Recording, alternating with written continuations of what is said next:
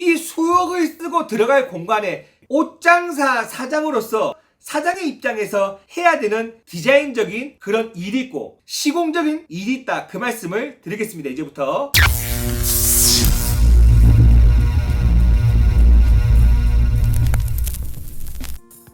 안녕하세요, 패션 누팡입니다. 오늘 이 시간도 여러분하고 옷장사 노하우들, 옷장사 이야기 해볼 건데, 오늘은 인테리어입니다. 우리가 옷장사를 얘기할 때 가장 중요한 것은 매장입니다. 매장의 입지, 내 매장 위치가 잘 사는 동네냐, 사람이 많은 동네냐, 이제 이런 게 중요하겠죠. 그리고는 크기가 중요하겠죠. 크기. 그래서 매장이 클수록 좋은 건 사실이니까요. 그런데 이제 이것은 부동산 관련 일이기 때문에 내가 당장 뭘 한다고 할 수 있는 게 아니고, 그동안 내가 얼마나 경제력을 보유했느냐, 내 어떤 경제력과 재력에 따라서 부동산을 이미 계약했다면 이제부터 정말 중요한 것이 인테리어입니다. 그리고 제가 정말 장담하건대 옷장사로서 정말 목숨을 걸어야 될 순간이 바로 지금 이 순간입니다. 인테리어 시작하는 순간. 그러면 이제 어떤 분들 그렇게 말하겠죠. 아니, 인테리어가 뭐가 중요하냐고. 인테리어 맡기만 되는 건데. 맞죠? 예, 맡기면 됩니다. 만약에 내가 재벌이라면 지방 말고, 절대로 지방은 말고 서울에 제일 유명한데 제일 잘하는데 맡기면 그만이에요. 그러면 최고의 인테리어 뽑아줍니다. 그런데요, 돈이 정말 많다면 문제가 안 되겠죠. 이거 그냥 맡겨보세요. 그러니까 평당 1000만원, 2000만원 경적은 그냥 우습게 나옵니다. 20억이면 인테리어비가 3, 4억도 나와요. 여러분들 주변에 서울에서 좀 유명한 곳에 인테리어 했다고 하면 보통 매장 해서 2억, 3억 인테리어 나오는 경우가 봤을 거예요. 근데 이 방송을 보시는 분들 중에서는 이런 시공비가 문제가 안 되는 분들보다 저는 부담이 되시는 분들이 더 많다고 생각합니다. 그리고 사실 부자라 할지라도요, 이거 인테리어비 비싸게 들어서 좋은 거 하나도 없어요. 보증금처럼 무조건 돌려받는 것도 아니고, 이 인테리어라는 것이 한 번 하면 끝이냐, 영원하냐, 그렇지 않아요. 5, 6년 지나면 또 바꿔야 돼. 또 돈 들여야 된다, 그 말입니다. 아, 그러면 그냥 지방에 동네에서 하지 우리 동네 나 아는 사람 내 근처에 있는 곳에서 하면 되지. 하기에는 인테리어란 것이 너무 이 어떤 실력과 퀄리티와 어떤 느낌, 감각의 차이가 너무 극과 극이에요. 물론 좀 저렴하고 동네에 그냥 가까운데 좀 써도 되는 업종이 있어요. 좀 특별한 감각 없이 인테리어 해도 개업하는데 전혀 지장이 없는 업종이 있거든요. 아저씨들이 많이 왔다 갔다, 업자들이 많이 왔다 갔다, 다수의 일반적인 아주 많은 사람들이 잠깐 그냥 들렸다 가는 곳들, 예를 들면 철물점, 그 다음에 세탁소, 분식집, 종 시공업체, 사무실, 이런 데는요 그냥 인테리어 크게 상관없습니다. 더 나가서 이미 컨셉이 정해진 곳이 있어요. 어린이집이라든지 병원이라든지 이런 곳은 인테리어 하는 방법이 어느 정도 다 미리 정해져 있어요. 그냥 하는 방식이 이미 다 정해져 있단 말이죠.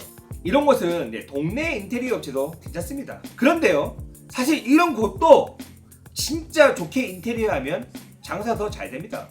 그런데 이런 업종과 반대로 진짜 인테리어에 목숨 걸어야 되는 업종이 있어요. 미용실이다, 그 다음에 카페, 그 다음에 고급 식당, 이런 데는 컨셉도 있어야 되고 감각도 진짜 좋아야 되거든요. 그리고 이런 것보다 더 감각적이어야 되는 곳이 옷집 아닙니까? 더 나가서 패션샵, 백화점, 인테리어 최강자들이 모인 곳이잖아요. 왜냐면 이건 패션이에요.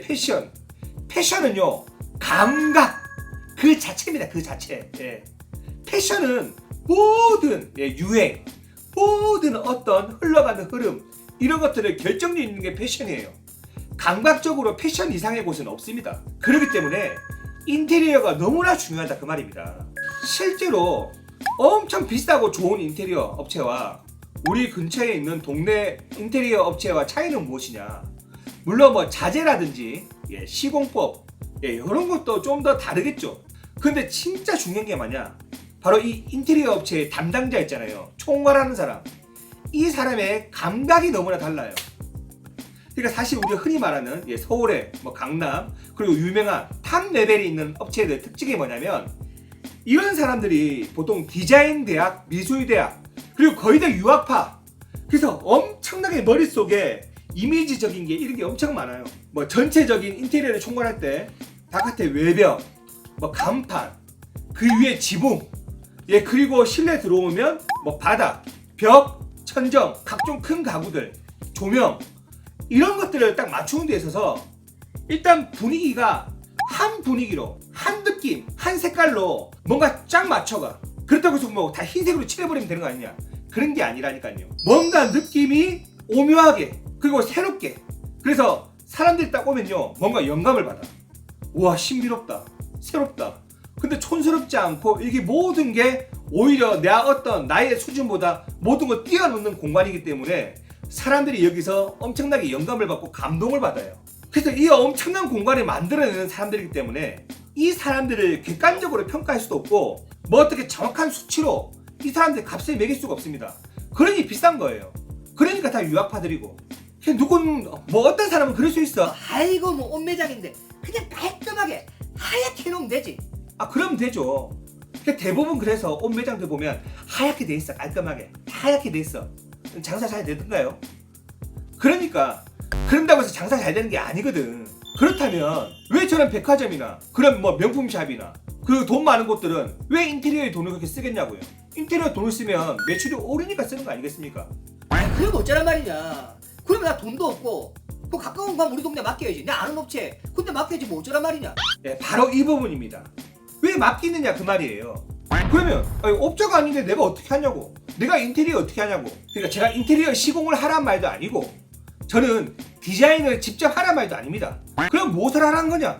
그런데 다시 정확히 말하면 옷장사는 인테리어 디자인도 해야 되고 시공도 해야 합니다. 이거 무슨 개소리야. 누가 하지 말라더니 옷장사 사장으로서 사장의 입장에서 해야 되는 디자인적인 그런 일이 있고 시공적인 일이 있다 그 말씀을 드리겠습니다. 이제부터. 그래서 서두가 많이 길었지만 제가 진짜 말하고 싶은 부분이 바로 이 부분부터입니다. 이제부터 잘 들으세요. 모방은 창조의 뭐다? 마음이. 바로 어머니란 말이 있죠. 이게 나쁜 말로 하면 베끼기고요. 뭐 좋은 말로 하면 벤치마킹 아니겠습니까? 그러면 우리 동네에서 이제 잘 되는 옷장사를 찾아보자고. 아니 이제 우리 동네는 떠나. 이거 보시는 분들은 지방분들 아니면 변두리 분들이 많잖아요. 우리 동네는 좀 떠나자니까. 잘 생각해보세요. 내가 앞으로 옷장사를 개업해요. 우리 가게가 오픈되면 찾아올 사람들은 이미 우리 동네는 다 다녀본 사람들이야. 우리 동네에서 제일 좋은 데 다 가봤어. 그러면 그런 사람들이 오는 곳인데 내가 우리 동네 것을 벤치마킹해서 또 비슷하게 차려놨어. 그러면요 나는 우리 동네에 제일 잘 되는 가게 그 밑으로 그냥 내가 한 수 아래 접고 들어간다는 거예요. 봐보세요. 내가 앞으로 인테리어에 쓸 비용, 내가 여기까지 들어간 지금 가게 보증금, 뭐 권리금도 있을 수 있고 418 옷들의 비용, 그리고 영업비용 이런 걸 생각하면요 앞으로 몇 년간 수억을 써야 돼.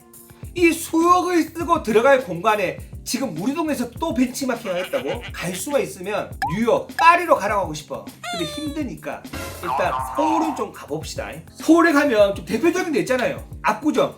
압구정에도 가게들 많잖아요. 브랜드 샵도 있고 보세집도 있고. 그 다음에 청담동 명품가가 많죠. 그 다음에 또 유명 백화점 막 갤러리아, 신세계 가봐야겠죠. 그리고 신사동에도 각종 샵들이 많아요. 그래서 일단 이쁘다 생각하면 다 가야 돼. 뿐만 아니라 뭐 카페, 전시관, 소문난 사진 맛집들, 뭐 인스타에 인플루언서들 가서 막 사진 찍고 한데 있죠. 애들 가서 막 사진 찍고 하는데 가봐란 말이에요. 왜 가는지 거기를.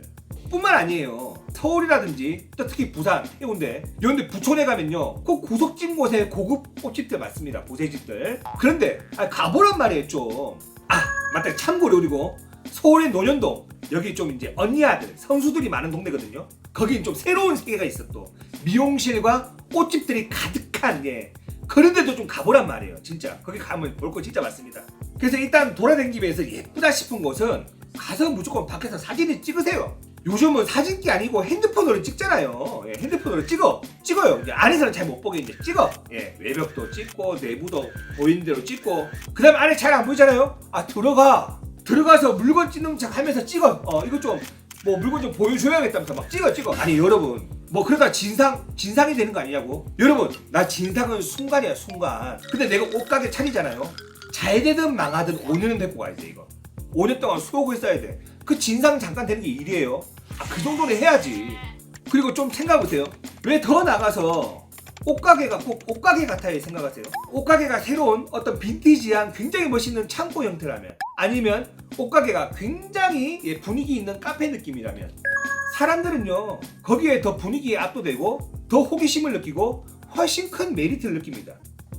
저 같은 경우도 매장을 처음 차렸을 때 진짜 한 2, 3년 동안 계속 손님들 새로운 사람들은 와서 물어봐요. 여기 카페냐고. 그런데 카페 아니고 옷가게라고 하면 더 좋아요. 그래서 이렇게 이제 매장 이제 부동산 계약이 끝나고 인테리어를 그냥 하는 게 아니라니까요. 인테리어 하기 전에 내 옷장사에 이 매장 로드샵의 느낌을 정하고 브랜딩을 하고 인테리어 방향을 정해가는 것이 저는 이거 보통 2, 3주 아니 한 달은 걸려야 되지 않나 생각합니다. 그리고 그 전에도 계속 옷에 대한 그 타겟이라든지 옷 자체에 대한 생각은 엄청나게 해왔어야죠. 예, 그런 준비가 있어야 되겠죠. 그래서 이 인테리어 방향을 정하는 기간만큼은 좀 특별한 마음으로 지내야 됩니다. 저 같은 경우는 거의 한 달 가까이 지방의 집을 떠나가지고 서울에 계속 머물면서 이 컨셉을 정할 때까지는 안 내려왔어요. 그리고 저 해운대까지 가가지고 이 컨셉을 완성했습니다. 그러니까 여기서 말하는 벤치마킹이란 것은 우리는 할 수 없는 그 감각 있잖아요. 그 최고급, 최고의 탑 레벨에 있는 인테리어 업체들, 거기 담당자들이 다 유학하고 엄청난 사람들 아닙니까? 미술적인 감각들이 다 대단한 사람들이잖아요. 그 사람들이 작업해 놓은 거예요. 서울의 이 미술적인 뭐 엄청난 옷가게, 백화점, 카페 뭐 이런 것들은 전부 그 엄청난 대단한 사람들이 미술적 작업을 해놓은 거라니까요. 감각을 맞춰놨어.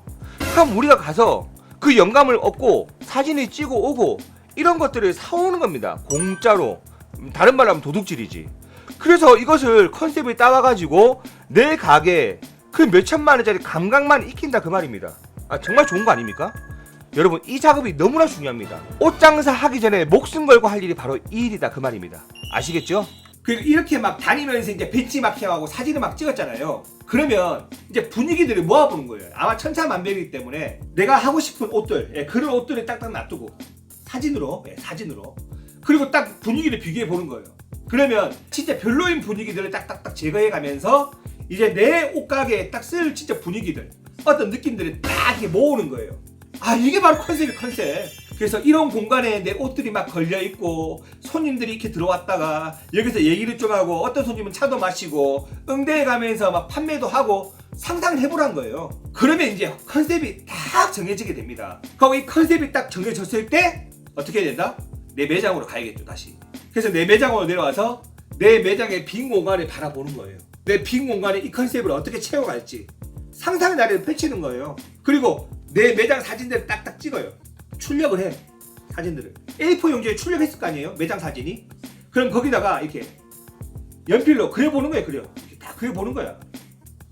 그게 바로 디자인이에요, 디자인. 그러다 보면 이제 스케치를 좀 잘하는 사람도 있고 못하는 사람도 있겠지만 이 느낌이 이렇게 들어간다, 요 가구가 이렇게 들어가고 요 선반이 이렇게 달린다, 이런 것들을 짜는 거예요. 탈을 실은 여기 요 컨셉으로 이렇게 여기다 만들고, 이것이 바로 옷장사가 목숨 걸고 해야 되는 바로 컨셉 작업이고 디자인 작업입니다. 인테리어 디자인. 이게 바로 디자인이거든. 그리고 이제 이 다음부터는 자기의 역량에 따라서 인테리어를 진행할 수 있단 말이죠. 내가 만약에 인테리어에 대한 지식이 있어, 그리고 인테리어 지식이 있는 지인이 있어, 그러면요 각 업종별로 사람을 불러서 내가 진행할 수도 있어. 뭐 천정하는 사람, 페인트하는 사람, 바닥하는 사람, 간판하는 사람, 조명하는 사람, 전기하는 사람 불러서 다 진행하는 거예요. 이제 저 같은 경우는 그렇게 했고요. 그리고 이제 그게 안 된다, 그럴 때에는 이제 내가 정한 컨셉을 가지고 동네 인테리어 업자를 만나는 겁니다. 보통 많은 사람들이 자기가 컨셉 있다고 해요. 동네 인테리어 업자를 만나요. 근데 내 컨셉은 말로만 합니다. 그리고 동네 인테리어 업자도 말로 해요. 막 섞여. 섞여서 인테리어 막 진행해. 보통 동네 인테리어 업자분들은 이거 빨리 해야 되거든요. 빨리 끝내야 되기 때문에 자기가 제일 잘 아는 방법, 가장 쉬운 방법, 가장 많이 쓰는 자재로 마무리하는 게 끝이에요. 그러고 싶어해. 막 섞인다니까, 내가 내 컨셉이랑. 그러다 보니까 하다 보면 마음에 안 들어. 고쳐달라 그러고 또 하다가 인테리어 업자도 막 썩내고 돈 더 올라가고 사람 더 부르고 시간 늘어나고 훨씬 손해예요. 그런데 금방 말씀드린 것처럼 옷장사가 할 수 있는 컨셉과 디자인을 다 끝내놓고 확실히 자료 정리해놓고 어느 정도 포트폴리오 만들어놓고 만나잖아요. 그럼 이 사람들도 알아보고요. 그리고 자기가 힘들겠다는 것도 알아요. 그리고 이미 원래 자기가 하려는 것보다 견적도 더 나옵니다. 근데 그렇게 해야죠. 그래서 이렇게 하면 나중에 인테리어 업자와 할 때도 다시 수정하거나 시간이 막 엄청 길어지거나 그런 일이 없어지는 것만 해도 천만다행인 일이라 그 말이에요. 웬만한 이제 동네 인테리어 업자분들은 어떤 미술적인 감각, 뭐 디자인 학교 이런 데 나오신 분들이 아니고 원래 이제 인테리어 밑에 뭐 이제 일했거나 아니면 어디 인부로 일하시거나 이런 시공 원래는 뭐 타일만 하셨거나 아니면 장판만 하신 분들이 하나 두 개 시공을 하면서 어떻게 하는 걸 보고 따라하고 시공을 하다 보니까 나름 방법을 알게 되고 또 어느 정도 감각을 쌓게 됐는데 그 감각이라는 게 일반적인 주택 그 다음에 그냥 웬만한 가게들 하는 감각이지 패션을 다룬 감각은 아니거든. 그래서 옷장사 컨셉과 디자인이 정확해야 된다니까요. 그래서 옷장사가 어느 정도 비주얼적인 사진, 스케치 이런 게 정확해야 되는 것은 정말로 중요한 일입니다. 특히 인테리어 업자를 만난다면 정말 중요합니다. 진짜. 그리고 어떤 분들이 그러더라고요. 인테리어 업자들이 인테리어 할 때 이렇게 다 이제 내 컨셉이나 스케치 같은 거 다 보여줬으면 얘기를 자세하게 해줬으면 그냥 이제 나는 옷이나 사러 가면 되는 거 아니냐고. 동대문에 옷 도매 떼러 가면 되는 거 아니냐고. 아니 미쳤냐고요. 옷은 말라 미리 떼오는데 옷은 제일 중요한 게 내가 지금 떼온 신상을 지금 파는 게 제일 중요해. 내가 저번 주에 파는 신상을 지금 팔면 별로 인기가 없다니까. 생선 장사랑 똑같다고 말씀드렸죠. 절대 옷대로 갈 필요가 없다. 인테리어 끝나서 가게가 완벽히 100% 완성되는 그날까지 동대문은 갈 필요가 있다 없다? 없다는 거예요. 그리고 두 번째, 인테리어 업자가 해야 될 시공 부분이 남았습니다. 진짜 시공을 하라는 게 아니에요. 여러분, 그렇게 인테리어 업자한테 일을 맡겼죠. 그리고 시장을 보러 간다? 아니 그 자리에 있어야 돼. 뭐 한 달 24시간 있으란 얘기가 아닙니다. 인테리어 업자들 보통 몇 시에 일 시작해요? 뭐 다 다르지만 보통 7시에 시작합니다. 뭐 늦으면 8시고. 그러면 그때 가세요. 약속한 시간에 나왔는가 가세요. 뭐 7시부터 오후 5시나 6시까지 뭐 8시부터 6시까지 작업할 거 아닙니까? 아 내가 가서 봐야 될 거 아니에요. 가란 말이에요. 그런데 가는데 음료수, 커피 사들고 가. 네, 사들고 가세요. 왜? 사들고 가서 인사한 척, 인사하고 맞이하는 척 가야지 내가 감시하는 척 보러 가면 돼 안 돼? 안 된단 말이에요. 가서 음료수 사들고 안녕하세요 예의를 다 갖추고 인사하고 점심시간 전에 가란 말이에요. 오전 작업을 얼마나 했는가. 그리고 점심시간 갔죠? 정시값 주세요. 보통 작업자 보통 둘 많아봤자 셋이에요. 3만원 드리라니까. 3만원 보통 한 달 20일 작업할 거 아닙니까? 아 60만원 쓰세요. 그 60만원 쓰는 게 공사 더 길어지는 것보다 더 싸. 주세요. 저 오전 작업을 얼마나 했는가 보고 저녁에 또 와가지고 마지막 작업 오늘 작업이 얼마나 됐는가 가서 확인하란 말이에요. 그래서 잘 됐는가. 여러분 확실히 체크할 거 체크하세요. 그리고 감시하듯이 하지 말고 베풀듯이 체크하세요. 이게 공사는 결국 사람이 하는 일이고 굉장히 관계가 좋아야 돼. 웃으면서 사기가 좋아야 돼. 사기가 전쟁이랑 똑같거든요. 빨리 마치고 돈을 덜 들고 싶으면 이렇게 하는 것이 바로 인테리어 업자가 할 수 있는 시공입니다. 시공 바로 체크하는 거 아시겠죠? 우리 몰라도 이렇게 하잖아요. 공사 이렇게 안 하는 것보다는 한 공사 기간이 한 30% 정도 줄어들 수 있어요. 진짜입니다. 이렇게 해서 옷장사가 할 수 있는 인테리어 디자인, 시공 거기에 대한 노하우와 팁을 드려봤는데 많이 도움되셨을까요? 물론 비용적인 부분은 동네 인테리어 업자한테 그냥 줬을 때보다는 비싸게 듭니다. 인테리어 업자는 가장 빠르게 가장 많이 하는 자재로 가장 값싼 시공으로 하는 게 목적이기 때문에. 하지만 여러분 이렇게 여러분이 몇 년 동안 장사할 공간을 여러분이 100% 원하시는 공간으로 만들어야 되지 않겠습니까? 맞죠? 조금 더 주더라도 청담동 뭐 강남에 있는 엄청난 인테리어 회사에 맡기는 것보다는 훨씬 싸게 내가 원하는 공간으로 만들 수 있으니까 여러분 한번 이렇게 해보시는 거 어떨까요? 자 오늘은 인테리어에 대해서 말씀드렸습니다. 다음 시간 더 유익한 영상으로 찾아뵙겠습니다. 감사합니다.